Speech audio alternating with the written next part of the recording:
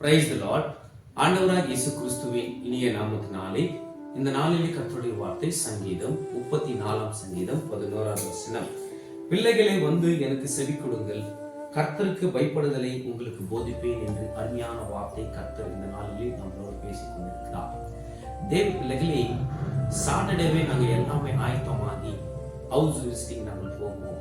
வந்து தேவ வார்த்தையை கேளுங்க, தேவன் உங்களை ஆசீர்வதிப்பார், தேவன் நன்மையான காரியங்களை செய்வார் என்று.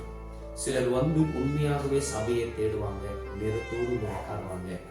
சிலர் இருப்பாங்க, எவ்வளோ வாட்டி தான் அவங்களுக்கு சொன்னாலும் இந்த காதலை வாங்கி இந்த காதலை விட்டு விடுவாங்க. அவங்க எப்போ கர்த்தரை தேடுவாங்கனாக்கா, குடும்பத்தில் எதனா ஒரு பிரச்சனை வந்துச்சுனாக்கா, குடும்பத்தில் எதனா ஒரு துயரம் வந்துச்சுனாக்கா, எதனா ஒரு நல்லது கெட்டதுக்கு தான் சிலர் சபை தேடும். என் பிள்ளைகளே, கடைசி நாளிலே நம்ம வந்து இருக்கிறோம்.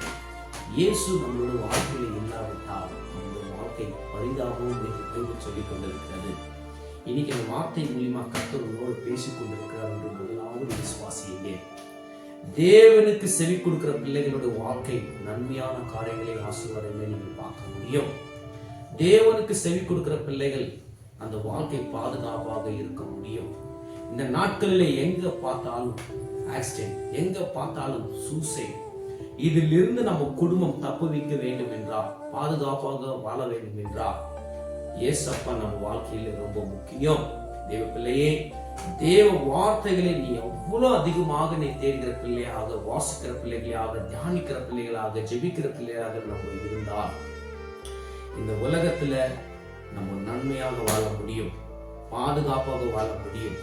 கர்த்தரை நம்பி இருக்கிறவர்களுக்கு அவருடைய கிருபை சூழ்ந்து கொள்ளும் என்றுதான் பைபிள் சொல்லிக் கொண்டிருக்கிறது.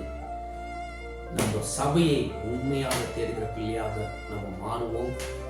மாறினால்தான் நம்மளோட வாழ்க்கையில பாதுகாப்பு, ரட்சிப்பு, தேவ கிருபை நமக்கு கிடைக்கும். அவங்க போகல இவங்க போகல அதெல்லாம் நமக்கு முக்கியம் அல்ல. நம்ம கர்த்தருக்கு எப்படி இருக்கிறோம், நம்மளுடைய சிந்தனை கர்த்தருக்கு எப்படி இருக்கிறது, நம்மளுடைய பார்வை எப்படி இருக்கிறது, அதுதான் நம்மளை கர்த்தர் கேட்குவார்.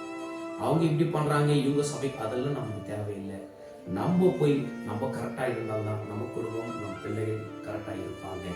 கர்த்தர் இந்த வார்த்தை மூலியமா நம்மளோட பேசுறாரு, நம்ம விசுவாசிக்கலாம், தேவனுக்கு செவி கொடுக்கலாம். கர்த்தர் நம்மளுக்கு போதிக்குவார், நம்ம குடும்பம் எப்படி இருக்க வேண்டும் என்று. கர்த்தர் இந்த நாளிலே இந்த வார்த்தை மூலியமா உங்களோட பேச நான் விசுவாசிக்கிறேன். கர்த்தர் தாமே உன்னை ஆசீர்வதிப்பார்.